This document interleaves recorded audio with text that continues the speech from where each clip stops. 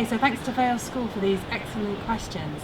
We'll start with, why did you want to be a lighthouse keeper, Robbie? Well, after being in the army for 10 years, when I came out of the army, I wanted something secure and somewhere to live. Having lived in quarters in the army, I wanted somewhere to work at home for my family. So I became a lighthouse keeper to get accommodation and a secure job. Where and how did your career start? I first went to Portland Bill to be acclimatised by being a lighthouse keeper. Then I went to Harwich for 28 days to learn all about knots and cooking and making bread and signalling, Morse code, radio work, all that sort of stuff. And then after that I went to Blackwall and London to learn all about engines and optics and radios and all that sort of stuff. What was it like being a lighthouse keeper? It was very, very peaceful, very, very quiet job, and very rewarding. You know, you felt that you were doing a worthwhile job, keeping people safe, which was quite good. Have you only worked in one lighthouse? No, I've worked in several lighthouses, about 27. Some I only worked for about a week, doing relief duties for people who were sick or on holiday. But the longest one I served on was a Hanwha, where I served for 14 years. How does a lighthouse work? The lighthouse is run at the time it was run by generators and an engine. An engine would run the generator, and so the lighthouse is electric. The lens was rotated by electric, and the light was lit up by electric. Previous to that, the lens was driven by clockwork mechanism, and you used to have to wind the clock up all the time. And previous to that, the light was a paraffin light before electrics. What sea creatures did you see around your lighthouse? We used to get a lot of seals and one or two dolphins I spotted, and occasionally we'd have the odd shark, which was not a dangerous shark, just a basking shark. And there was obviously lots of lobsters and crabs. And of course the horrible seagulls making a noise. Stealing your lunch? Yeah. How did you turn on the lights? It was quite easy on the Hanwha. You just pressed a button and the light would go. But previous to that other lighthouses I served on, you had paraffin lights where you had to get up and light the wick and trim the wick. And some lighthouses you had lots of levers and electrical circuits to get working to make the light go. But so on the Hanwha you just pressed a button and it started straight away. How do boats or ships see the lighthouse from far away? Yeah, they can see a white flashing light. A Hanwha you could see it probably about 22 miles away, 25 miles away. They just look out for the light, and they got their charts. And each lighthouse is different, gives a different flash. So by the different flashes, they know which lighthouse they're seeing, and they work out their position. Are the lighthouses run by candles or bulbs? They're run by bulbs now. Originally they did have candles. Some lighthouses were coal fires. I mean, the Caskets had three lighthouses, and each of those was a coal fire.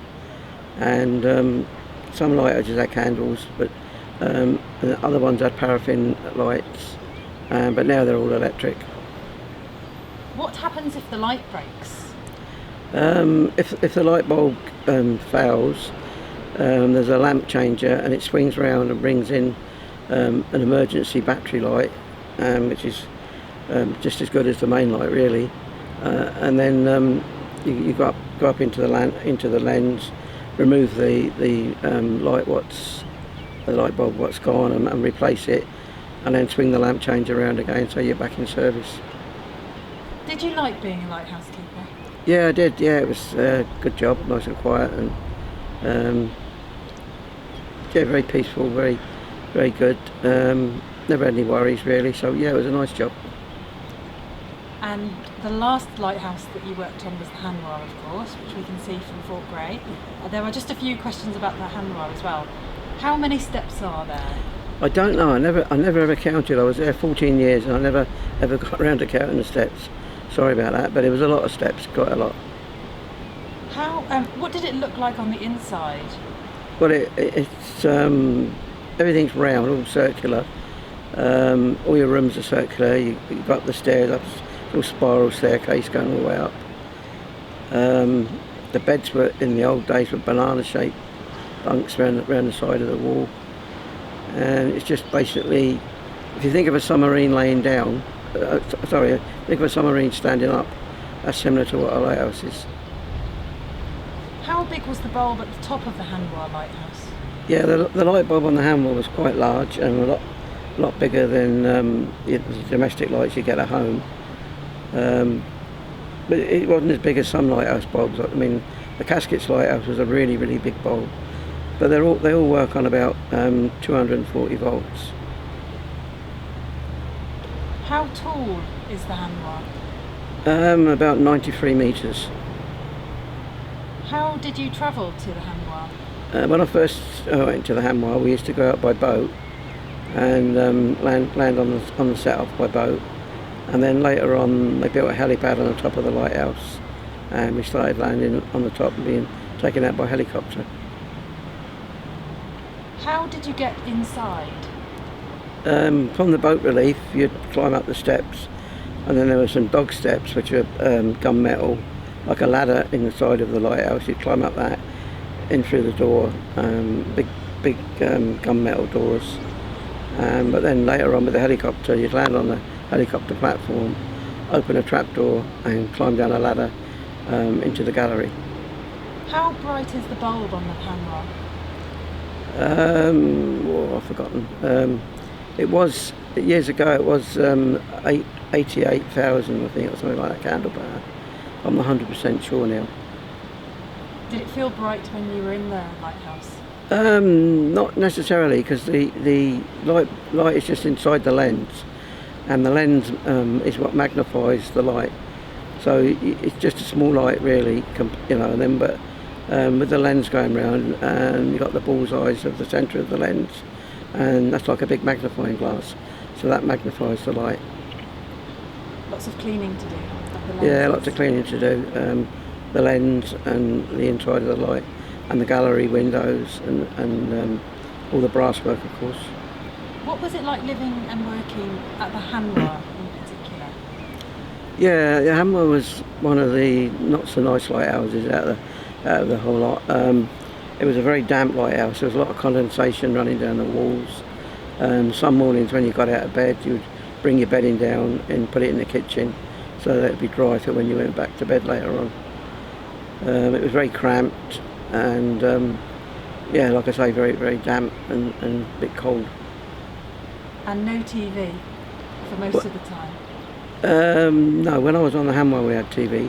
When I first joined the lighthouse services, some of the lighthouses I went to didn't have TV, but the Hanwha had a TV, yeah, a little small one. And a couple of extra questions. What did you do for exercise when you were working in a lighthouse? I used to have a ball worker, so I used to do a lot of work with my ball worker, but then we used to go up onto the helipad and walk round and round and round in circles, and after so many circles we'd drop down and do a few press-ups and kept fit that way. And finally, what did you do for fun? Well, I used to like speaking on a radio. I used to talk to people all over the world, which was quite interesting. But then I also used to write messages and put them in a bottle and throw them in the sea. And lots of people used to write back to me and tell me where they found them. Some went to exotic places, like Norway down the fjords and Florida in America. And some only went as far as Rockane Beach. But even then, people wrote back to me, so we got to know people and made friends all over the world. Tell us about the sort of shipwrecks, or which shipwrecks you remember. Yeah, on Christmas Day 1973, when I got up, there was a lot of bright lights I could see, and I asked the lighthouse keeper who called me out what all them lights were, and he said it was a ship he thought had anchored for Christmas, but I knew that there was a lot of rocks there, and he was only been on the lighthouse a few weeks, so he didn't really know. And it was the Elwood Mead which had run aground, which was a ore carrier on its maiden voyage from Australia going to Holland, and it mistook the light of the Hanwha for the light of the Casquets. I mean, the light of the handwheel was 2 flashes every 5 seconds, and I think it was 5 flashes on the caskets, so they got confused, and they turned in and ran aground. And being Christmas Day, did he think you were having a joke? Yeah, when I sent a message to St Peterborough Radio, a bloke called Joe DeGari, LB DeGari, he said to me, "Oh, Robbie, we've all had a drink, mate. You know, happy Christmas." He didn't believe me because the ship never bothered to send a mayday or anything, because they thought they could float off later on, but obviously they were wrong, and it was there for about 3 months. Is there anything you'd like to ask, Mark? Oh no, I'm good. Yeah? Yeah. So we've got the